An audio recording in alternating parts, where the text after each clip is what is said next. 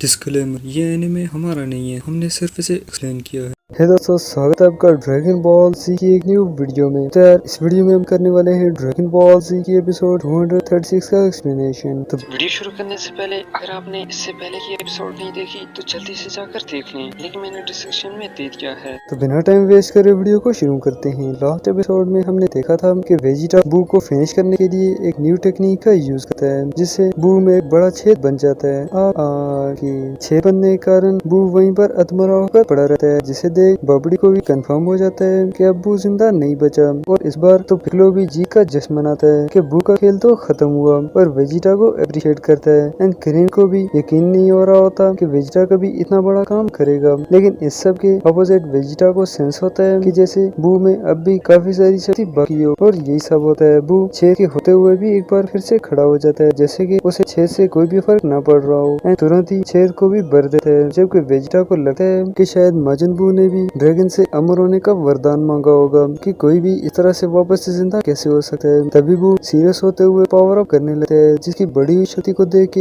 ये लोग भी काफी ज्यादा डर जाते हैं। जबकि इस तरफ बू के पावर अप करने से बहुत ही बड़ा धमाका होता है, जिसे देख वेजिटा भी खुद को डिफेंड करने की कोशिश करता रहता है, जबकि बॉबीडी भी उसके अराउंड शील्ड बना लेता है। एंड देन धुआं हटने के बाद हम देखते हैं कि वहाँ काफी बड़ा गड्ढा बन गया होता है, और ये लोग भी पत्थरों के नीचे दब गए होते हैं। तो वो पत्थरों से बाहर आते ही वेजिटा की कंडीशन देख के चौंक जाते हैं, क्योंकि बू के सिर्फ पावर अप करने से ही वेजिटा का लेफ्ट आर्म कम्प्लीटली डैमेज हो गया होता है। एंड वेजिटा ये सब देखते हुए कहता है आखिर इस शैतान को कैसे रोका जा सकता है, जो हर हमले के बाद खुद को बिल्कुल पहले जैसा ही कर देता है। यहाँ पिक्लो भी श्योर होता है कि वेजिटा उसे अकेले कभी भी नहीं रोक पाएगा, जबकि इस तरफ माजिन बू वेजिटा को कमजोर होते देख एक नई चाल चलता है, और खुद के पेट से ही फैट को कम करते हुए कुछ इस तरह की चीज बना लेता है, जिसे देख वेजिटा को तो वॉमिटिंग आने लगती है। ये लोग भी काफी ज्यादा हैरान होते हैं। तभी बू अचानक से ही कई ज्यादा की अटैक करता रहता है, जो वेजिटा के अराउंड आकर आईडीज की जैसे रुक जाते हैं बिना ब्लास्ट हुए। देन बू पावरफुल की ब्लास्ट का यूज करते हुए पहले वाले सभी अटैक को भी ब्लॉक कर देता है, जिससे वहाँ बहुत ही बड़ा धमाका होता है, और वेजिटा उससे बचने की कोशिश कर रहा होता है, जिस कारण उसका माजिन बू से ध्यान ही हट जाता है, और माजिन बू भी शायद इसी मौके का ही वेट कर रहा होता है। जबकि वेजिटा को बू की इस चाल के बारे में कोई भी नॉलेज नहीं होता, तो इस कारण वो बू के बिछाए हुए जाल में इजीली फंस जाता है। देन माजिन बू वेजिटा को पीटने लगता है। वेजिटा पूरी कोशिश के बाद भी खुद को आजाद भी नहीं कर पाता,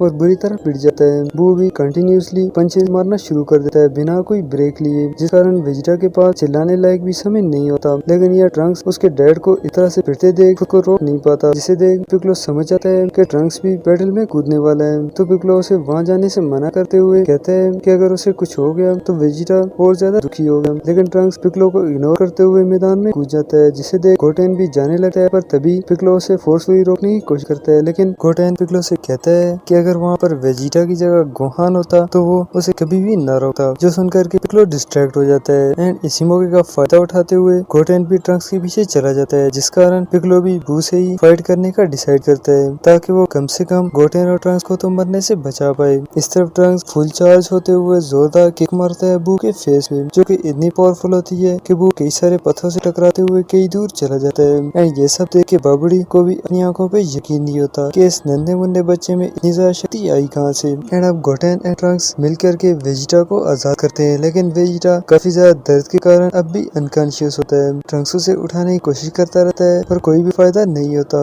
और अब गोटेन को लगता है कि शायद वेजिटा मर चुका है, जिस कारण ट्रंक्स गोटेन से कहता है कि वो एक बात कान खोलकर सुन ले, उसके डैड कोई आम सैन नहीं है, बल्कि सभी सैन्स के राजकुमार हैं। देन ट्रंक्स वेजिटा से कहता है कि भला एक राजकुमार किसी बदे से शैतान से कैसे हार सकता है। एंड ये सुनते ही वेजिटा होश में आ जाता है, जिसे देख के दोनों खुश होते हैं। जबकि इस तरह पिक्लो बबड़ी की खैर खबर लेने पहुंच जाता है। बबड़ी पिक्लो को देखते ही हंसने लगता है कि माजिन बू की गजब की शक्ति देख करके उसका कलर ही हरा हो गया है। लेकिन पिक्लो उसे बताता है कि वो जितना चाहे हंस ले, क्योंकि ये उसकी लाइफ की आखिरी हंसी है। एंड उसके ऊपर अटैक करने की कोशिश करता है, पर बबड़ी उसके अराउंड शील्ड बनाकर खुद को बचा लेता है, और काउंटर अटैक करते हुए मैजिक के थ्रू पिक्लो के शरीर में कैंसर सेल इंजेक्ट कर देता देता है और हंसता रहता है कि पिकलो कुछ ही मिनट्स में मर जाएगा। पर पिकलो उसकी रीजनरेशन एबिलिटी का यूज करते हुए तुरंत ही उस वायरस को बाहर फेंक देता है, जिसे देख बाबडी भी डर जाता है और माजिन बू को हेल्प के लिए बुलाता रहता है। पर अब तक बू उन पत्थरों के नीचे ही दबा होता है। तभी पिकलो फिर से बाबडी के पास आ जाता है, तो बाबडी कुछ टाइम निकालने के लिए शील्ड बनाकर पिकलो को डिस्ट्रैक्ट करने की कोशिश करता है और पिकलो को यकीन दिलाता है कि अगर उसने बाबडी को मार डाला तो इस सृष्टि में और कोई भी ऐसा जीव नहीं जो बू को डिस्ट्रक्शन से रोक पाए। लेकिन पिकलो बताता है कि अगर वो जिंदा रहा तो भी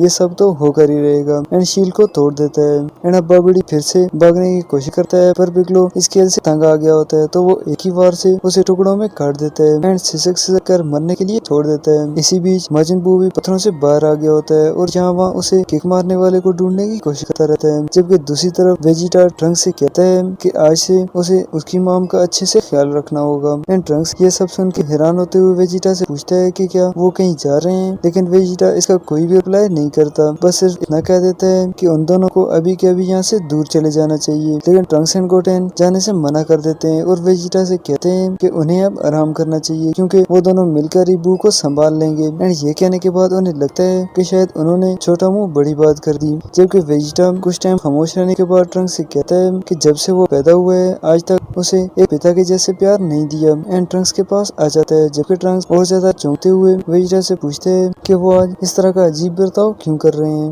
लेकिन तभी वेजिटा स्माइल करते हुए कहता है आज तुमने मेरा सर फख्र से ऊंचा कर दिया मेरे बेटे। एंड ये कहते हुए एक ही स्ट्राइक से ट्रंक्स को अनकॉन्शियस कर देता है। एंड ये सब कोई गोटेन भी देख रहा होता है, तो वो वेजिटा पे बहुत ही ज्यादा अग्रेसिव हो जाता है और कहता है कि वो किस तरह का पिता है, कोई अपने बेटे के साथ ऐसा बर्ताव कैसे कर सकता है। तो वेजिटा आंखों के इशारे से ही पिकलो से पूछते हैं कि क्या वो इसे भी बेहोश कर दे। एंड पिकलो के एग्री करने पर वेजिटा गोटेन को भी एक ही स्ट्राइक से बेहोश कर देता है। एंड यहाँ डीबीसी की ये एपिसोड खत्म होती है। अगली स्टोरी नेक्स्ट एपिसोड में।